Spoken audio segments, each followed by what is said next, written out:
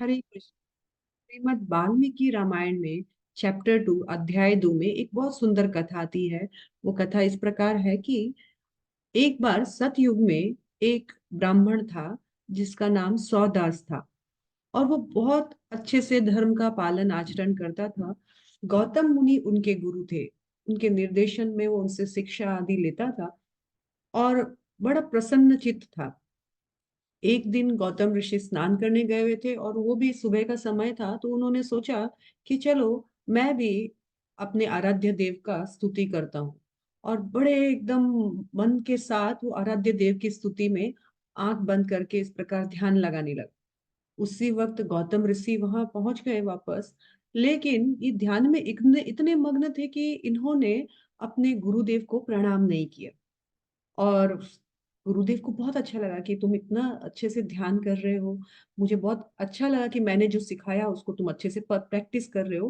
पर ये बात जिनका ध्यान लगा रहे थे, उनके जो आराध्य देव है शिव जी, जो जिनको यहाँ बताया गया है इस ग्रंथ में कि वो गुरु का पोजीशन धारण करते हैं, सबके गुरु हैं। तो उनको ये अच्छी नहीं लगी कि अपने गुरु का तो सम्मान करना चाहिए था, वो तो बनता था।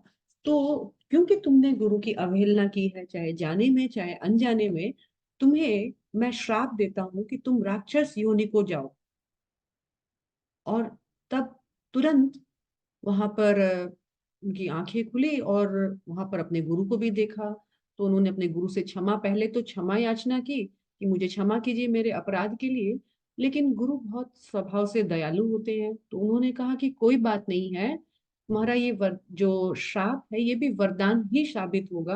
12 वर्ष के बाद तुम इस श्राप से मुक्त हो जाओगे और तुम रामायण की कथा, जो वाल्मीकि कृत रामायण है उसकी कथा का श्रवण करना, तुम्हारे सारे पाप मुक्त हो जाएंगे और तुम वापस ब्राह्मण की योनि को प्राप्त करोगे।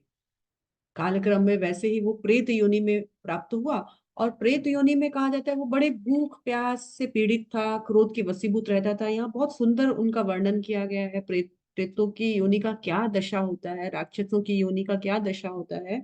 और कई वर्ष ऐसे बीतने के बाद कभी इस वन जाता, कभी उस वन जाता।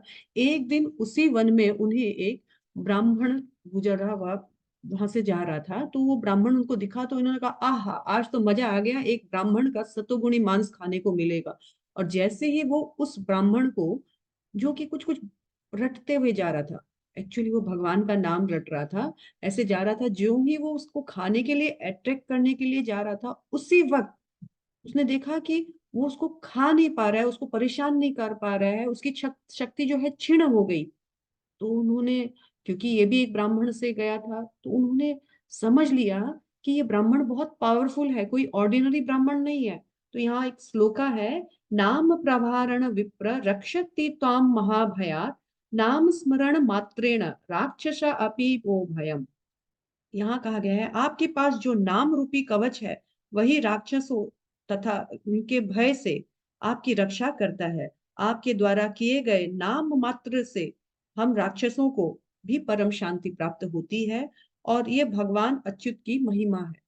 तो यानी नाम की इतनी महिमा है कि कोई भी भूत पिशाच निकट नहीं आवे। भगवान का नाम जप करने से ये हमारे लिए एक सुरक्षा कवच, नाम रूपी सुरक्षा कवच जैसा काम करता है। और फिर ये समझ गए कि ये बहुत पावरफुल ब्राह्मण है, उन्होंने रिक्वेस्ट किया कि क्या वो रामायण कथा आप मुझे सुनाओगे। और वो सुनाने के लिए तैयार हुए। रामायण कथा सुनाई गई और तुरंत उनको मुक्ति प्राप्त हो गई। यहाँ पर एक श्लोका है, रामायण ती यन्नाम सकृद अप्युच्यते सदा, तदेव पाप निर्मुक्तो विष्णु लोकम स गच्छति। मनुष्य रामायण का इस प्रकार एक बार भी यदि सिर्फ उच्चारण ही करता है, सुनना तो बहुत बड़ी बात है, सिर्फ अगर उच्चारण भी अगर करता है, तभी वह समस्त पापों से मुक्त हो जाता है और अंत में भगवान विष्णु के लोक में चला जाता है, जो मनुष्य जीवन का ध्येय है, विष्णु लोक सा गच्छति। हरे कृष्णा।